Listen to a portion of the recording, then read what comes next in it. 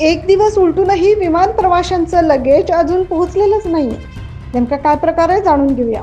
नाशिकच्या ओझर विमानतळावरून इंडिगोचं विमान तासभर उशिरानं निघालं. त्यासाठी हवामान खराब असल्याचं कारण देण्यात आलं. त्यास प्रवाशांनी हरकत घेतली नाही. मात्र विमान सायंकाळी 5 वाजेच्या सुमारास हैदराबाद येथे पोहोचल्यानंतर 9 नंबर बेल्टवर त्यांना लगेज मिळेल असं सांगण्यात आलं. त्यामुळे प्रवासी धावपळ करीत 9 नंबर बेल्टवर गेले, पण तासभर वाट बघूनही लगेज बेल्टवर आलेच नाही. काही वेळानं इंडिगोचे 3 ते 4 कर्मचारी तिथे आले आणि त्यांनी नाशिकमधून लगेज आणणे शक्य झाले नाही असं सांगत सर्वच प्रवाशांना धक्का बसला. इंडिगोच्या या कृत्यामुळे प्रवाशांनी हैदराबाद विमानतळावर तासभर गोंधळ घातला, पण उपयोग झाला नाही. इंडिगोचे नाशिक हैदराबादचे एकच विमान असल्याने आता बुधवारीच हे सामान नाशिकहून हैदराबादला आणण्यात येईल आणि प्रवासी जिथे थांबतील त्या पत्त्यावर पोहोचवण्यात येईल असं इंडिगोकडून स्पष्ट करण्यात आलंय. मात्र अनेकांना हैदराबादहून पुढे जायचं असल्याने त्यांचा आणि ज्यांची महत्त्वाची औषधे लगेजमध्ये आहेत त्यांचा मात्र खोळंबा झाल्याने त्यांनी प्रचंड संताप व्यक्त केला.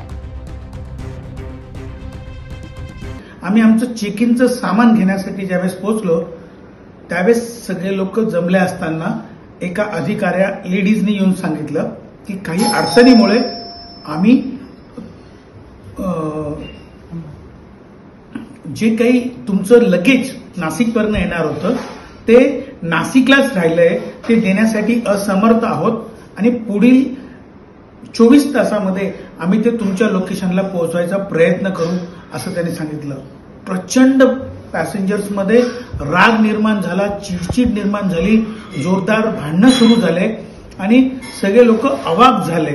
सगळ्यांना या गोष्टीचा इतका शॉक बसला, कारण सोबत काही वयोवृद्ध लोक होते, काही लेडीज होत्या, कोणाचे औषधं नव्हते, कोणाचे इन्सुलिनचे डोसेस त्या बॅगेमध्ये होते आणि ह्या सगळ्या गोष्टीमुळे काही हार्टचे पेशंट होते. लोकांमध्ये प्रचंड चिडाचूड झाली, परंतु निर्लज्ज अशा त्या इंडिगोच्या स्टाफला त्याचा कुठलाही दुष्परिणाम जाणवला नाही.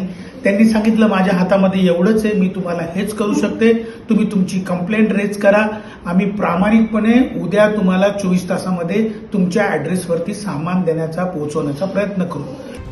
आता मात्र 24 तास उलटूनही प्रवाशांचं लगेज त्यांना मिळालेलं नसल्याने प्रवाशांनी हैदराबाद विमानतळावर चांगलाच संताप व्यक्त केला. Bureau report 9 news Maharashtra.